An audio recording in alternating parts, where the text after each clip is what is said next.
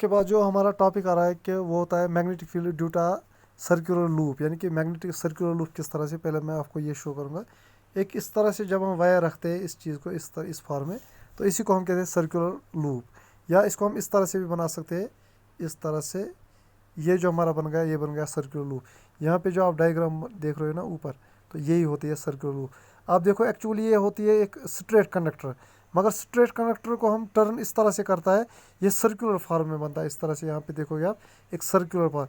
फिर जो magnetic field होता है ना, वो इसके इर्द गिर्द होता है, यानी कि कंसंट्रिक सर्कल्स बनते हैं बिल्कुल इसके यहाँ पे भी बनेंगे कंसंट्रिक सर्कल्स, यहाँ इस तरह से कंसंट्रिक, यहाँ पे भी इस साइड से भी बनेंगे कंसंट्रिक सर्कल्स।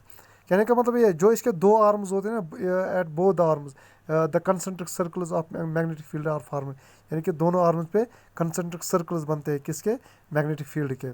तो इसी कुछ चीज़ को हम कहते हैं कि magnetic field due to circular loop. Circular loop में किस तरह से मैग्नेटिक फील्ड होता है।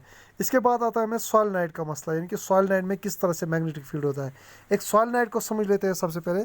सॉलिनॉइड होता क्या है, कुछ इस तरह से जब हम वायर को करेंगे, इस तरह से टर्न करवाएंगे, बहुत सारे टर्न्स एक इस तरह से, ये बन गया हमारा सॉलिनॉइड। कहने का मतलब एक सिलेंडर जैसे बन गई एक कॉइल इस तरह से। ये मान लो ये सिलेंडर, ये जो कॉइल हमने इस तरह से टर्न करवाई ना, इसको बहुत सारी टर्न्स हमने दी इसमें, तो यही बन गया हमारा सॉलिनॉइड। जब हम इसको करंट करवाएंगे पास, मान लो ये है इसका एक एंड, तो ये है हमारा दूसरा एंड। मान लो यहाँ से करंट आई जा रही है, इस तरह से सर्कल्स में जा रही है करंट इस तरह से, तो यहाँ से बाहर आ रही है, यानी कि डायरेक्शन है यहाँ से जा रही है करंट और यहाँ से बाहर आ रही है करंट। तो जब इसमें करंट जाएगी ना, तो इसी चीज़ को हम कहते हैं एक्चुअली सॉलिनॉइड। तो अगर हम देखेंगे इसका जो मैग्नेटिक फील्ड होता है, कहाँ से इसका मैग्नेटिक फील्ड होता है, तो अब मैं फिर से आपको ये शो करूँगा। यहाँ पे एक डायग्राम दिखाई है इसने, तो यहाँ पे आप देखो ये वाली डायग्राम जो है, यहाँ पे ये वाली डायग्राम, ये यहाँ पे दिखा रहा है हमें सॉलिनॉइड किस तरह से। अगर हम इस सॉलिनॉइड को एक अच्छा खासा, यानी कि इसकी जो स्ट्रेंथ है, to increase the strength of magnetic field, we can use the iron core. हम इसके अंदर रख सकते हैं आयरन कोर, यानी कि लोहे का एक पीस रख सकते हैं हम इसके अंदर, ताकि हमारा जो इसमें स्ट्रेंथ ऑफ मैग्नेटिक फील्ड है वो थोड़ा सा इंक्रीज़ हो जाए। इसके बाद यानी कि अगर आप देखोगे ये जो, हाँ, ये जो सॉलिनॉइड होता है हमारा, तो इसमें एक्चुअली ये कॉइल की फॉर्म में होता है। ये बिल्कुल रिजेंबल करता है हमारा बार मैग्नेट। जो हमारा बार मैग्नेट मैंने आपको पढ़ा है, बार मैग्नेट होता है क्या है, जो हमारा बार मैग्नेट होता है उसी तरह से ये भी हमारा बनता है। आप देखोगे कि बार मैग्नेट में जब हम देखते हैं किस तरह से होता है मैग्नेटिक फील्ड, ये सपोज करेंगे हम बार मैग्नेट, तो मान लो ये है नॉर्थ पोल और ये है साउथ पोल। तो नॉर्थ पोल से इस तरह से निकल रही है लाइन्स, इस तरह से निकल रही है मैग्नेटिक फील्ड लाइन्स, इस तरह से मैग्नेटिक फील्ड लाइन्स निकल रहे हैं north pole to south pole. इस तरह से हम डायरेक्शन भी दिखाएंगे इसको। तो ये है मैग्नेटिक फील्ड लाइन्स। कुछ इसी तरह से बनता है हमारा सॉलिनॉइड भी, यानी कि सॉलिनॉइड की जो मैग्नेटिक फील्ड लाइन्स होती है वो टू सम एक्सटेंट सेम होती है as that of the bar magnet. मगर यहाँ पे उस और यानी कि बार मैग्नेट और सॉलिनॉइड में बस एक चीज़ की डिफरेंस है।